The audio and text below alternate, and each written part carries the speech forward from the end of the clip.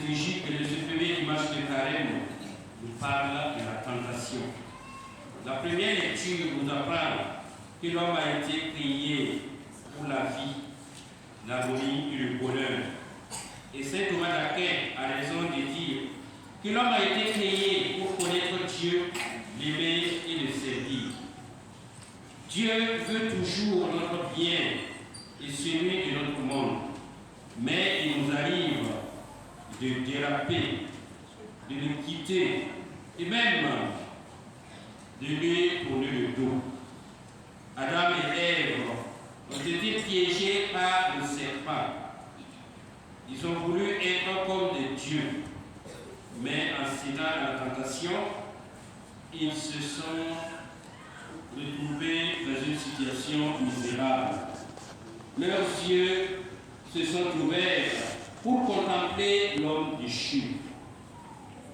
Dans la seconde lecture, saint Paul nous dit que le péché et la mort atteignent tous les hommes depuis les origines. Mais le plus important, c'est la supériorité du don de la grâce. Les dons de Dieu sont bien plus grands que nos nombreux péchés. Là où le péché a abondé, la grâce a surabondé. La bonne nouvelle que Jésus nous offre pèse plus lourd que la mort. C'est dans la croix et la résurrection du Christ que s'enracine notre espérance d'une victoire sur la mort et le péché. Quant à l'Évangile, il nous parle des tentations de Jésus au désert. Il nous dit que derrière ces tentations, il y a quelqu'un. La Bible le nomme le diable, le diviseur, le tentateur. Il est celui qui cherche à faire tomber l'homme.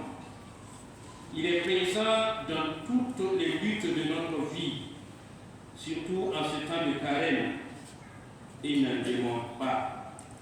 Il nous attaque par nos points faibles et il sait déguiser ses attaques. Il est un maître en tromperie.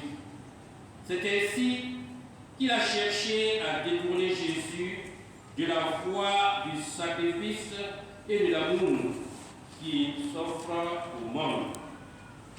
Il lui a proposé de prendre une route facile, celle du succès et de la puissance.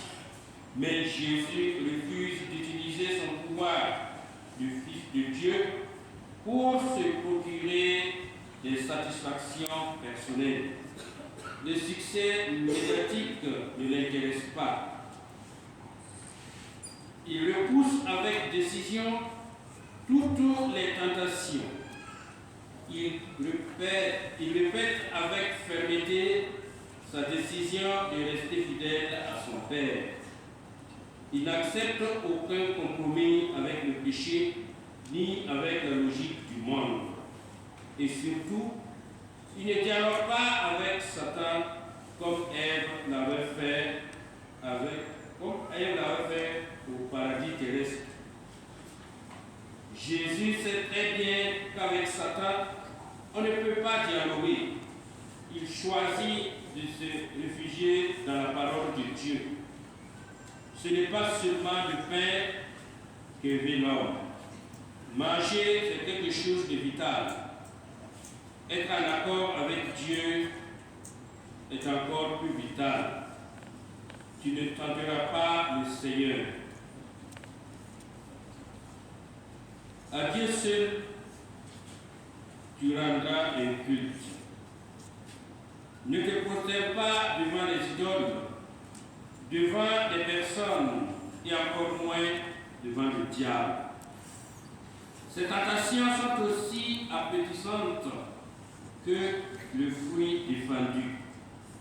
À nous de choisir si nous voulons ou non vivre un enfant de Dieu et être en relation de fraternité entre nous. Si nous choisissons de marcher à la suite du Christ, nous vivrons.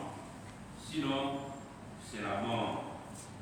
Jésus a résisté au tentateur et celui-ci a fini par le quitter. Le Seigneur nous montre comment faire face à toutes ces attaques. C'est vrai que parfois, nous succombons à la tentation. Nous nous détournons de Dieu. Mais le Seigneur ne cesse de nous appeler à revenir à lui de tout notre cœur. Il est toujours prêt à nous relever. Il a vaincu le tentateur pour nous. Et depuis lors, Satan a joué sa dernière carte. Jésus a remporté la victoire définitive de l'amour.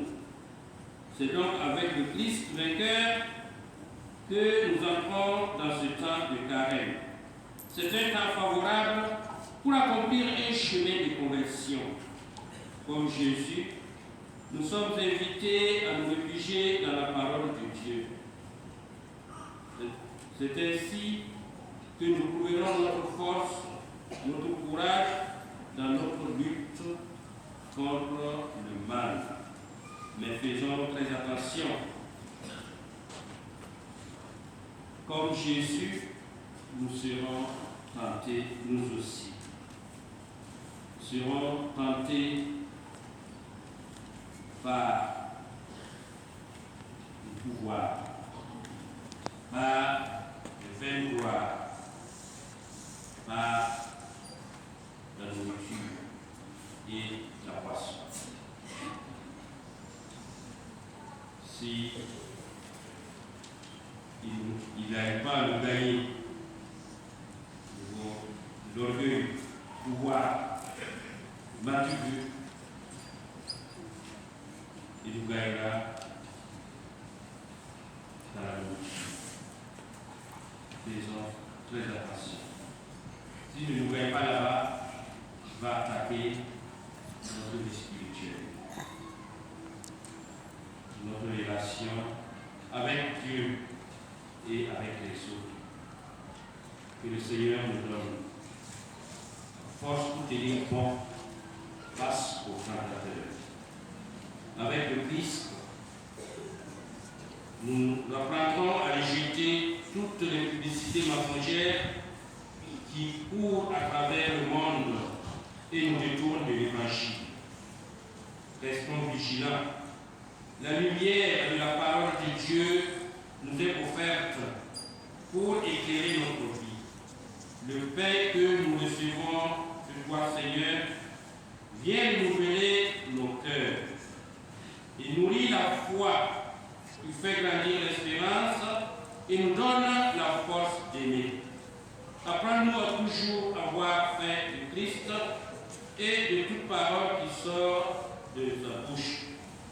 Lui seul est le pain vivant et vrai qui nous donne croissance, qui nous écoute et nous exauce. Amen.